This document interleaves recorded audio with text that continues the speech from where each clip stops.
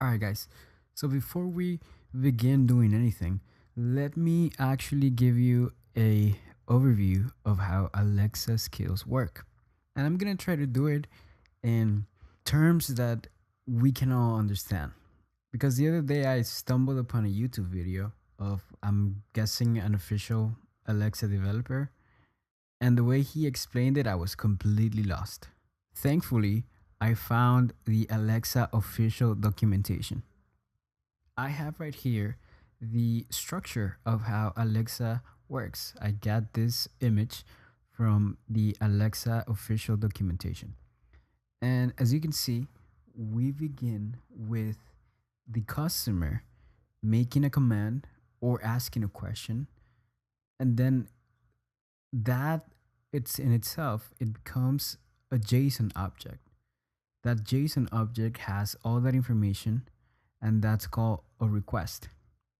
Then in step two, Alexa pretty much analyzes that JSON object for specific stuff and in turn passes that to your actual skill. That it's going to be the logic. Now, the logic happens in something that's called a lambda. It's a lambda function that we host on AWS, and that really has the code.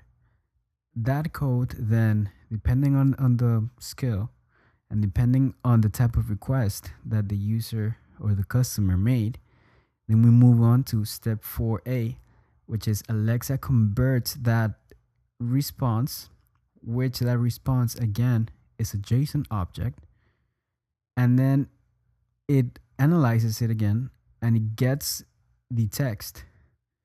Now, once it has the actual text, it converts it into the response, which is the part of 5a, and that's what your customers, your end users would actually hear.